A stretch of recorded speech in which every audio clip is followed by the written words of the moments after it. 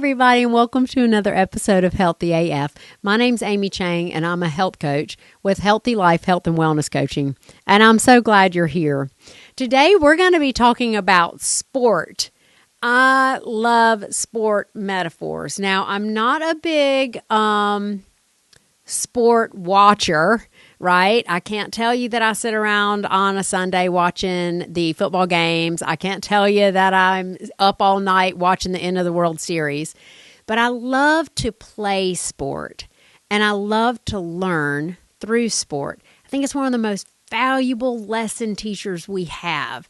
I think it's so impactful for our young kids to be immersed in all of life's trials happen on a field, right? You're going to get an unfair call from a ref. You're going to be looking in the sun facing one way. You're going to be not looking in the sun the other way. It's going to be rainy days. You're going to get a foul ball. Everything happens, and we can really apply that to our lives.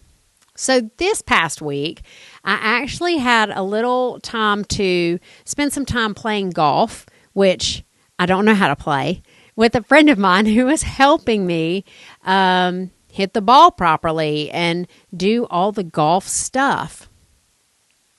And it had me really pulling in some metaphors. Beautiful sunny day. And I teed up my little ball and I lined up to the pin and swung, and it went another way. And my friend mentioned to me, it's okay, you just didn't line up toward the pin. It's so far away that you didn't line up well. And we had a whole conversation around how we line up toward a very long, far away distance. So during that little lesson, I learned to look way out at the pin and then come back and look at the tee where my ball was. Look at where I was. And then look maybe 12 inches in front of me. Line that up to the pin. And the rest of the afternoon, I spent looking at the pin, looking at the tee, looking at a tiny step in front of the tee. And it just has me thinking about goals. I've done a couple of podcasts on goal work. I see when people set goals that are way, way, way, way, way in the distance and try to get there without really lining up. And then we're all over the place and we're disappointed and we're spiraling. I know that I have said many times, the wrong goal will just punch you in the face. It's not helpful. It's not motivating. It doesn't actually move you forward. It probably puts you in a hole. The right goal feels a little terrifying, a little exciting, but also achievable. So when we practiced looking at the pin and then looking at the tee and then a little bit in front, I thought this is a perfect metaphor for setting the right goals to get you to where you want to go. And I've shared with all of you that my mom's health has been changing, and I'm helping her make some decisions. There's a long goal out there. The pin is way out there that I do everything right for her and make the best decisions I can aligned up with that far away pin. But the decisions that have to be made are right here at the tee. And they have to get me to that 12 inches from the tee spot. I can't make a decision that's going to get me to the pin. It's not time to hit the pin yet. It's just time to hit the 12 inches in front of the tee. So when you look at your goal work, you want to go ahead and set where the pin is, but then come back, look at the tee. What's going to get you 12 inches? When I look at how that might be applied in the realm that I work in, which is, if you look at the Wheel of Health, it has everything on. I get this question all the time. What do you work in? I work in every aspect of your life because it all impacts your health. For me, I really struggle with my nutrition, so I can tell you I've got lots of goals that are like the faraway pin for me and the T with my nutrition. I love to exercise, so I've got lots of sport analogies and workout analogies on the pin and the T. My spirituality takes me right there. A lot of work, especially in most recent years, on my spirituality. Where I think right now is the easiest example is my nutrition.